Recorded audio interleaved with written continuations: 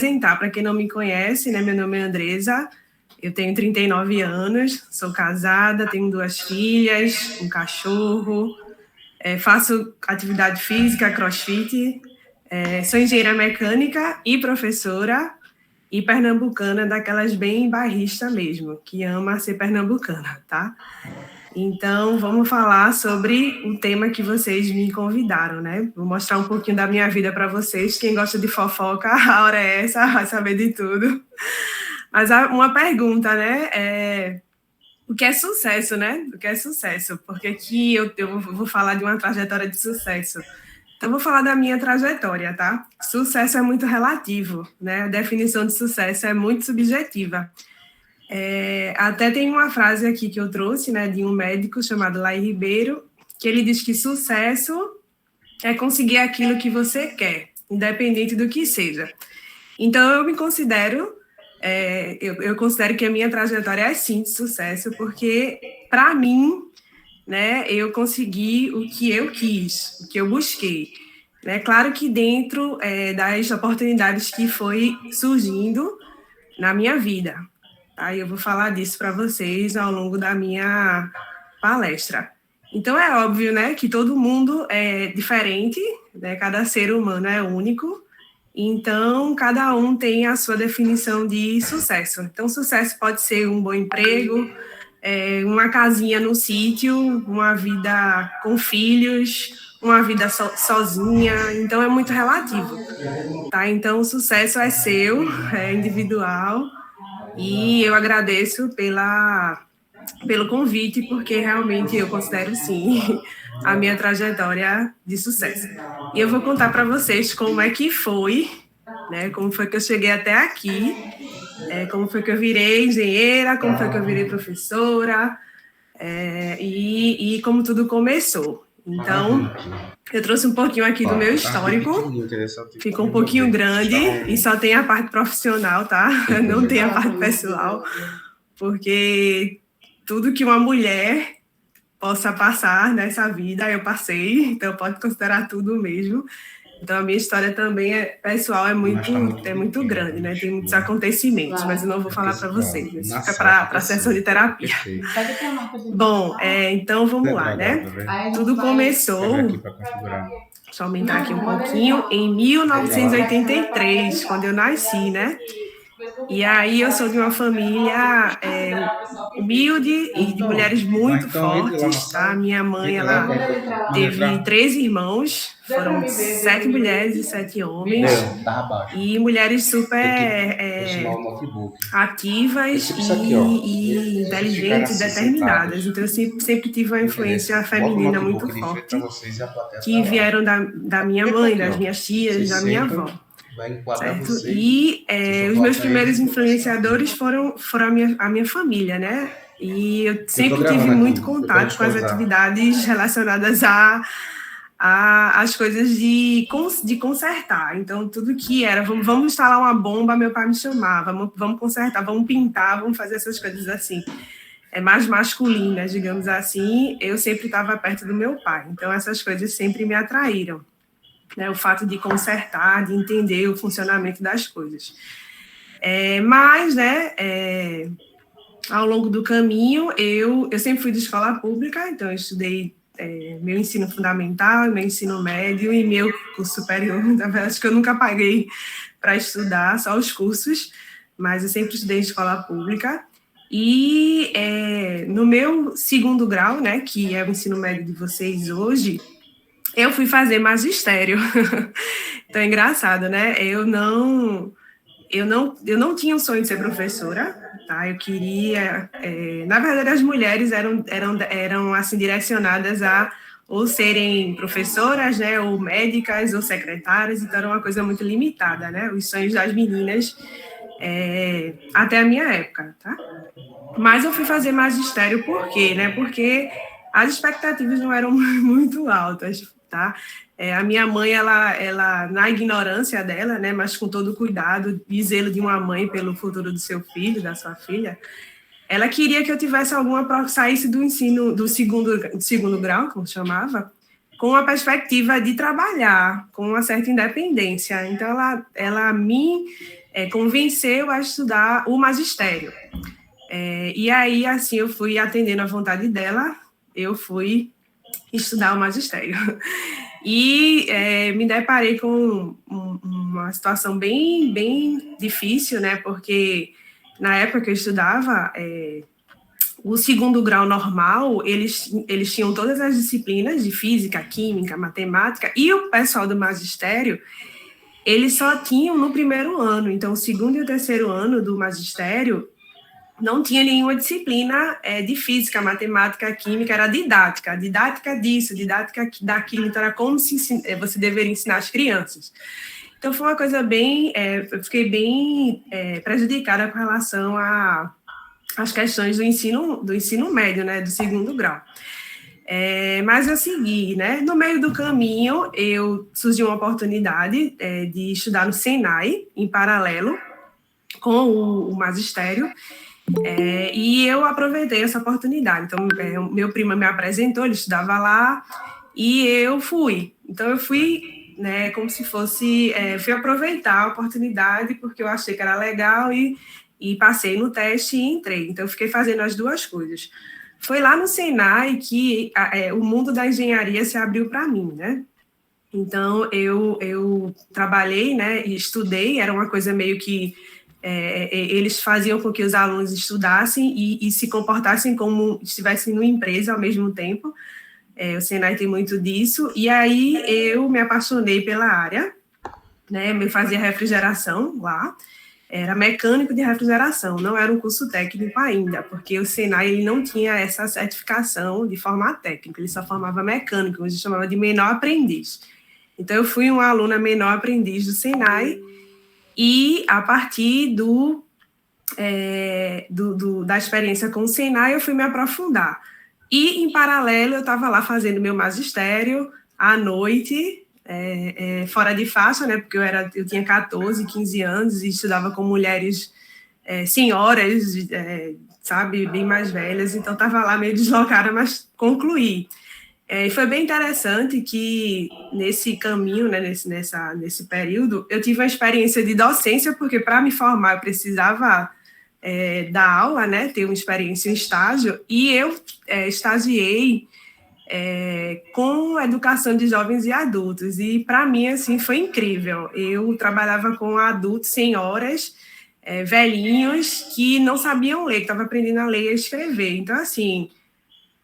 foi emocionante. Então, foi uma fase da minha vida que eu me apaixonei pela mecânica e, ao mesmo tempo, eu fiquei encantada com o fato de você conseguir transformar uma vida, né? Porque ensinar a ler e a escrever na fase adulta, ela é muito bonito, é muito gratificante. E eu tive o prazer de ter essa experiência.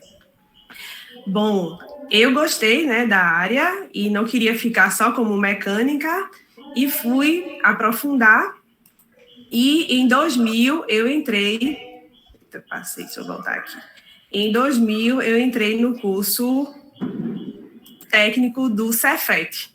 Então eu fui fazer a escola técnica, né, que na época se chamava Cefet, e fui fazer o curso de refrigeração. Lá no curso de refrigeração, eu conheci uma professora, que foi uma pessoa que também me inspirou muito. O nome dela é Janaína, ela ainda é professora do curso técnico de refrigeração. E como eu já vinha de Senai, eu já sabia um monte de coisa, né? Senai tem muita parte prática. Eu me dei muito bem na parte técnica. E a professora, ela veio conversar comigo e ela traçou, assim, foi bem interessante, porque a conversa que ela teve comigo foi ela traçando o meu futuro. Ela disse, olha, venha cá, por que você não faz? Meu conselho, você deveria fazer engenharia mecânica, depois você deveria fazer um mestrado, um doutorado, e você deveria voltar para cá para ser professora. Eu não sei se ela lembra que ela falou isso para mim, mas, assim, ela falou e eu guardei, né? E realmente aconteceu tudo o que ela falou. Ela foi uma visionária, né, do meu futuro. Bom, enquanto eu era aluna do IF, eu estava estudando para o vestibular.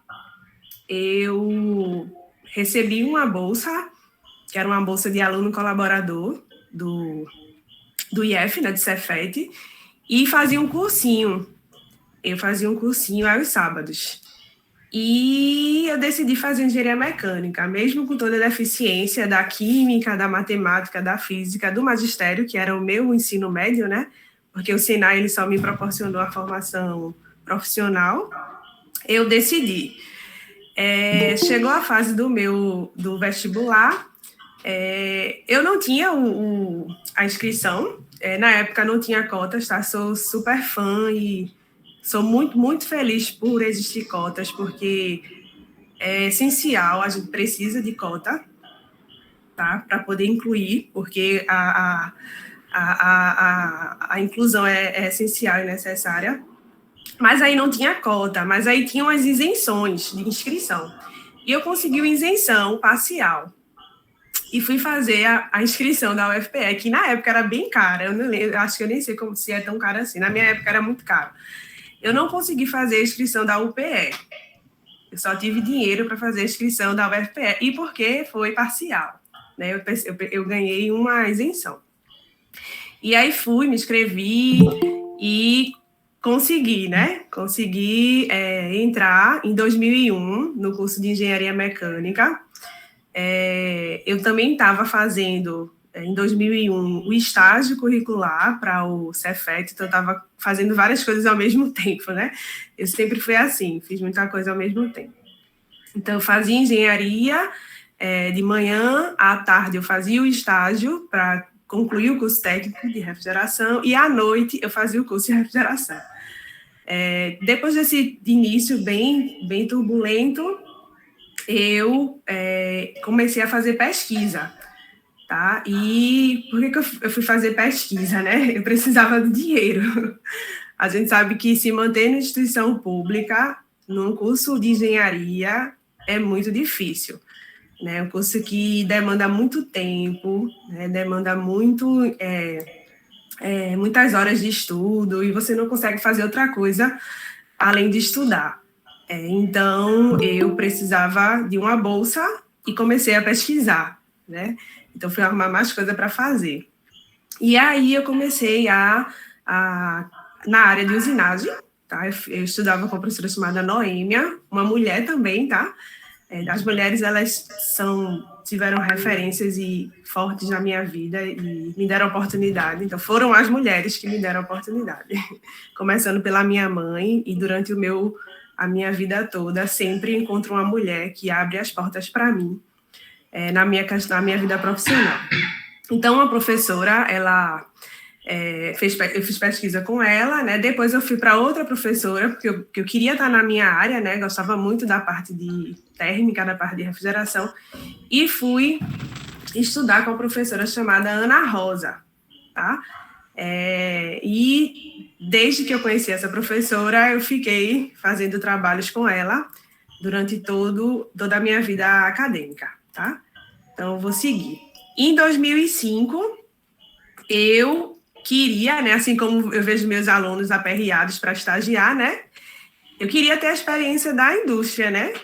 Então, eu gostava de fazer pesquisa, mas eu sentia essa necessidade de conhecer, né? Eu quero saber se eu vou gostar ou não, né? Eu preciso colocar lá a minha vivência, eu preciso ter aquela vivência na indústria. Apesar de que eu já tinha tido na área técnica e precisava ter na área de engenharia. Então, eu estagiei na área de projetos de climatização, estagiei numa empresa de engenharia e na área de instalação também. E no final do curso, eu tinha uma proposta de emprego, tá?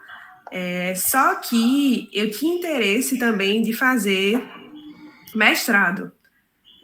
Mas o mestrado precisava ser com bolsa, né? Porque ninguém vai sobreviver sem dinheiro, né? Então, a gente gosta, mas a gente precisa se manter.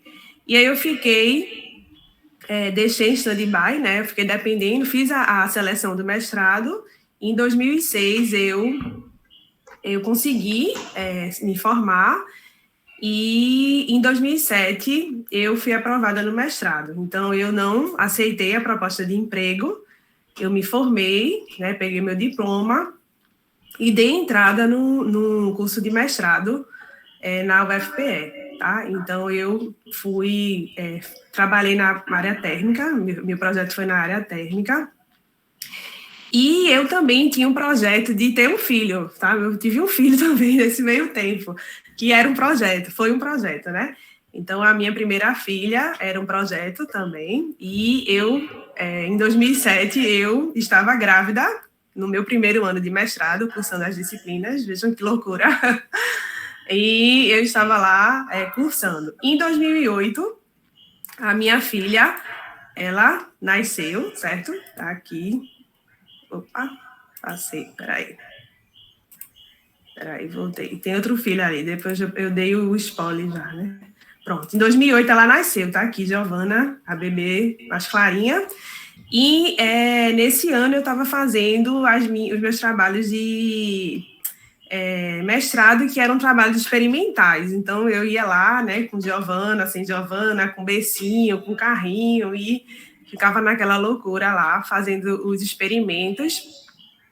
E tive uma filha mestra, né? A menina já nasceu mestra. Em janeiro de 2009, eu defendi o meu mestrado em 2 anos, né? Eu não tranquei o mestrado, tá? Eu fiz tudo corrido, eu não tive o período de licença maternidade. Acho que na minha época não tinha direito, senão eu ia perder a bolsa. Então, eu fiz tudo corrido e consegui concluir durante o tempo, né, de 2 anos. Assim, foi bem um atrás do outro, sabe? Foi uma coisa muito atrás da outra. Surgiu o interesse de continuar e fazer o doutorado, porque quando a gente começa nessa área, né, a gente não quer mais parar. Se a gente parar, a gente não consegue mais voltar. Então, eu continuei, tá? E estou adiantando aqui. E em 2009, no mesmo ano que eu defendi o mestrado, eu fui aprovada no doutorado, tá? Fui defendendo em janeiro e em março já entrando para o doutorado, tá? E continuei na mesma linha de pesquisa, na área de energia, com a minha orientadora, a mulher, Ana Rosa, que me ajudou bastante, me entendia, e foi muito parceira, tá? E em 2009 também, em 2009 foi um ano muito importante para mim, de muitos acontecimentos, eu passei no concurso de professora substituta do IFPE. Então, o IFPE fez um concurso para 5 vagas, eram 2 na área térmica e 3 na área de usinagem, eu fiz para a área térmica, e foi na época que passou muita gente que vocês conhecem hoje, né? Então, nessa época, como professor substituto, entrou Ângelo, entrou o professor Rodrigo, entrou o professor Urbano, entrou o professor Eber, professor Dásio. Então, muita gente teve o primeiro contato com o IFPE nesse concurso de 2009 de professor substituto. Então, eu passei 2 anos como professora substituta. Nesse período, eu conheci a professora Lidse, que também, né, é uma pessoa que me inspira muito, é uma mulher que eu tenho muita admiração, que me acolheu. Assim, foi bem engraçado que, quando eu fui fazer a minha prova, existe uma prova didática, e aí eu entrei numa sala lá, né, acho que era a coordenação, e eu falei, é aqui que vai ser a prova? Ela fez, não, que prova? Ela prova para professor. Ah, você vai fazer? Vai passar. A gente precisa de uma mulher aqui, de mais uma mulher aqui. Eu disse, opa, estou aqui.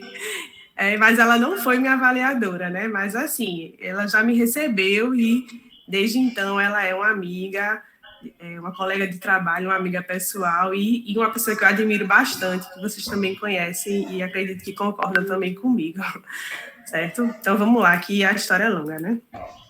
Bom, em 2011... terminou meu contrato de professora substituta do IF, mas eu também passei no concurso de professora substituta da UFPE. Então, eu entrei, né, passei um tempo como professora substituta lá na UFPE, dando aula para engenharia mecânica. Eu passei um semestre só. Eu dei transmissão de calor, termodinâmica e refrigeração. Dei 3 disciplinas lá, né? Só que neste ano, eu estava fazendo o concurso para professor efetivo. E aí eu terminei o contrato de professor substituto na UFPE porque eu assumi, em 2012, é o concurso de professor efetivo. Eu fiz um concurso em Maceió e assumi no IFPE, em Pernambuco, e desde então eu estou com vocês, né? Espero morrer aqui com vocês me aguentem bem muito. Bom, em 2012, no ano que eu entrei como professora efetiva, eu também defendi o doutorado, tá? Essa minha defesa, ela era para ser em 4 anos, eu consegui defender em 3 anos e meio. Então, consegui um feito aí que eu me orgulho também, né? Porque geralmente a gente está fazendo doutorado, a gente tenta adiar, né? Tenta prorrogar, na verdade, né? E eu consegui, com todos esses acontecimentos, com o filho, casei, separei, casei de novo, eu consegui concluir em 2012, certo? E aí realmente foi um alívio para mim essa defesa aí do doutorado, tá? E aí tem mais coisas, né? Que já está acabando. Em 2015, eu fui coordenadora do curso técnico em mecânica, que é desafiante, tá? A gestão no serviço público, acho que talvez seja a parte mais difícil da minha trajetória profissional, porque lidar com pessoas no serviço público exige muito jogo de cintura, e lidar numa área predominantemente masculina é muito mais difícil. Durante todo o meu processo de escolha profissional, né, eu passei por muitas situações machistas, abusivas, e desenvolvi as minhas técnicas de sobrevivência. No início, quando a gente não tem muita experiência, maturidade e confiança, a minha defesa era fingir que não entendia, né? Eu não entendi, eu não escutei, né? O que foi, sabe? Eu me fingi de idiota, mas eu estava entendendo tudo. E quando a gente vai ganhando experiência e confiança, a gente vai dizer, olha, pare, né? A gente vai dizer, não é por aí.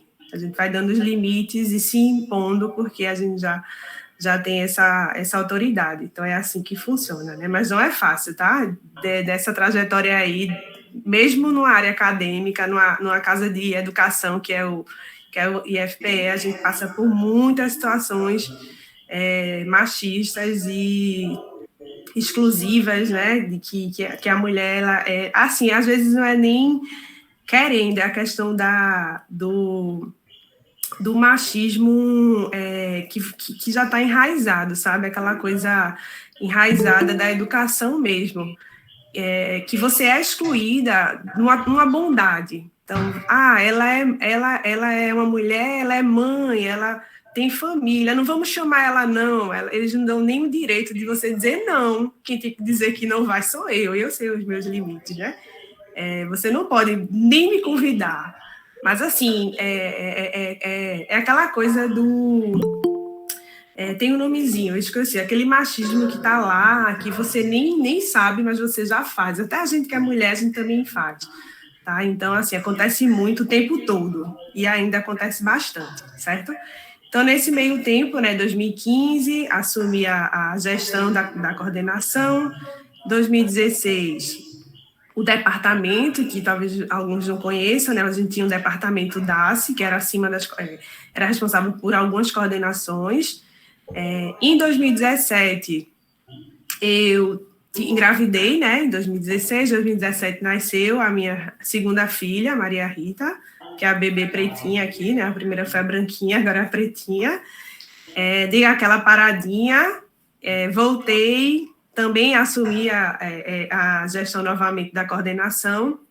E esse ano, em 2022, depois dessa pandemia, de tanto trabalho, tanto estresse, eu finalizei a minha gestão, né, da coordenação, por enquanto, né, porque a gente roda, né, e depois volta. E por enquanto eu estou só como professora, pesquisadora do IFPS, né? Não estou na gestão, certo? Bom, vamos lá, vou seguir aqui. Alguns conselhinhos, tá? Minha trajetória terminou, né, profissional. Mas eu tenho alguns conselhos que serviram para mim, tá? Nada é engessado, nada é rígido. O que serve para mim talvez não sirva para você. A minha trajetória de sucesso talvez não seja trajetória de sucesso para você. Então, se servir para alguém, tá? Eu tenho alguns conselhos, certo? Então, primeiro, sozinho você não vai a lugar algum. Então, a gente precisa das pessoas, a gente precisa de ajuda. Então, tem que ter alguém ajudando, tá? Seja a família, seja os amigos. A gente precisa trabalhar com cuidado no outro, sempre. Ninguém trabalha só, ninguém faz nada só. E a gente pensar sempre no outro vai fazer a gente ir mais longe, tá? Então, alguém permitiu que eu estivesse aqui. Seja um plano de governo, seja a minha mãe, que me colocou numa situação que me proporcionou estar aqui, meu trabalho, mas assim, eu não cheguei aqui sozinha, tá? Então é importante que a gente tenha oportunidades, né? Tenham pessoas ajudando, que a gente receba ajuda, que a gente também peça ajuda, tá? A segunda coisa, né? Os privilégios ou oportunidades são importantes. Quem tem privilégio, né? Ótimo, né? Aproveite seus privilégios, né? Eu tenho meus privilégios, né? Eu sou uma mulher, né? Branca, então isso já me coloca numa situação de privilégio, infelizmente, que a gente vive num país racista, mas eu fui uma mulher branca pobre, né? Mas eu poderia ter sido uma mulher branca negra, e aí seria muito mais difícil para mim. Então, quem tem privilégios, aproveite os privilégios, mas também aproveitem as oportunidades. As oportunidades, elas, às vezes a gente consegue criar, né? Outras não. Então, suas oportunidades de cota, suas oportunidades de fazer o network, de se fazer ser visto, de conversar, de falar sobre você. Então, a gente precisa mostrar quem a gente é. Então, a gente precisa criar as oportunidades, caso a gente não tenha lá os privilégios que a vida não, né, que o universo, né, não nos proporcionou, e o país, né, não nos dá condições. Então, a gente precisa de oportunidades, e aproveitem, tá, as oportunidades, né? Nem sempre a gente vai conseguir o que a gente quer, né? A gente eu quero ser engenheira, mas eu quero trabalhar com aeronáutica. Não é assim. A gente sabe que na realidade não é assim. Você vai conseguir um estágio que não vai ser o estágio que você escolheu, né? Vai ser uma oportunidade que apareceu para você, e você vai participar de uma seleção e vão lhe escolher. E a partir dali você vai criar, a partir daquela oportunidade você vai criando lá, você vai criando as suas vantagens e vai vendo as oportunidades, tá? Mas a vida não é aquele sonho, né? Não sai tudo como a gente planeja, não, né? A gente tem que aproveitar o que vai aparecendo e vai, né? E vai seguindo. Terceira dica, né? Nada é rígido, tudo é flexível, tudo muda, atualize-se. Então, assim, serve para tudo, tudo, tudo, tudo. Nossa, tem coisas que eu dizia, nunca vou fazer isso. Eu sou assim, eu penso isso é certo, isso é errado. Não, minha gente, esqueça isso. Tudo, exatamente sobre tudo que você acha com todas as certezas que é ou não é, você pode mudar e você vai mudar, tá? Então, tudo muda o tempo todo. Então, para isso, a gente precisa estar aberto a escutar, né, a entender o outro lado e a se atualizar, tá? Estudar, entender e sempre tá se atualizando, certo? Isso serve para tudo, tá, minha gente? Bom, quarto, né? Seja você, é uma frase bem clichê, mas é bem legal, porque realmente todos os outros já existem, tá? Todos os outros já existem, você é único, né? Então, assim, nunca se compare, né? Minha trajetória é minha, só minha.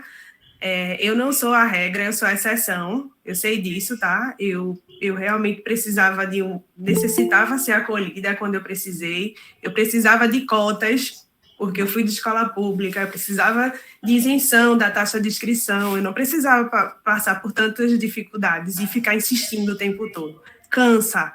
Isso não é normal, isso não é legal. A gente não quer ser Mulher Maravilha, né? A gente só quer ser uma pessoa, uma profissional competente, mas com as mesmas oportunidades. Então, não se compare comigo, né? Vá no seu tempo, tá? Mas só vá, né? Não pare no caminho. Vá no seu tempo. Você é que é o seu padrão, né? Você é que vai traçando os seus limites e sempre se inspire em outras mulheres, né? Falo para as meninas e para os meninos, principalmente para as meninas, se inspirem em outras mulheres, mas não se comparem, né? Só você que sabe das suas dores. Cada um tem as suas dores e as dores são suas. E você é quem vai dando os seus limites, tá? E por último, né, último conselho, também uma frase clichê, pelo menos para mim, é que viver não cabe no Lattes, né? Trabalhe para viver. Trabalho necessário, certo, gente? Você, como profissional, é realmente substituível como profissional, tá? Outro profissional pode fazer o seu trabalho. E o tempo vai passar, e as memórias é que vão ficar, né? O tempo bem vivido é que vai ficar, né? Para você. Então, assim, a vida não é trabalhar, a gente trabalha para viver. E o que fica é o que a gente vive, os momentos, a família, os amigos, seja lá o que for, tá? Então, aproveitem principalmente a juventude, né? Para quem é jovem, que é uma coisa que não volta e a gente tem que aproveitar, tá? E resumindo aqui, né, para finalizar, coloquei aqui algumas imagens, né? A primeira imagenzinha representa a sororidade, né? Que as meninas, né, como é uma palestra voltada para a mulher na engenharia, né? A gente, né, as mulheres, elas precisam ter empatia umas com as outras, né? Companheirismo, não entrar nessa onda de que a gente é competitivo uma com a outra, pelo contrário, a gente precisa acabar com isso, né? Porque enquanto a gente está perdendo tempo com isso, a gente está perdendo os nossos direitos, né? Então, vamos se unir, buscar aliança entre as mulheres e acolher, tá? A segunda representa a resistência, né? Porque se você nasce mulher, você já está começando a resistir, né? Então, nascer mulher é resistir, minha gente, de verdade, tá? Então, ser mulher é resistência. A terceira imagem, ela representa a igualdade, né? Então, seja uma machista em desconstrução. Eu falo tanto para homens quanto para mulheres, porque a gente é ensinado a ser assim, né? E para a gente ir mudando isso exige muito tempo e muitas gerações aí futuras, e muitas que vieram antes da gente já vêm trabalhando para a gente chegar nesse nível, e é uma luta que vai ainda demorar bastante para a gente chegar no nível legal, né? De igualdade, tá? Para a gente manter os nossos direitos, né? E ter os mesmos direitos, tá? Então, seja uma machista em desconstrução, ou um machista em desconstrução, né? A quarta imagenzinha representa a liberdade, né? Então, a gente precisa ser livre, né? A gente tem todo o direito de ser livre, né? Que lugar de mulher, onde ela quiser, eu botei até uma foto de uma engenheira aqui, né? Outras que vieram antes da gente fizeram tudo acontecer, né? Então a gente tem que também ser grato por todas as nossas ancestrais, todas as mulheres que lutaram para a gente estar aqui onde a gente está, certo? E por último, para concluir, tem essa menininha aqui bem bonitinha, para representar aquela frase, né? Lute como uma menina, né? Porque ser menina é muito difícil. Ser criança, ser uma menina, não é fácil, certo? É desafiador, é lindo, né? Mas é muito desafiador. Então, lutem como uma menina, tá, gente? E assim eu encerro a minha apresentação.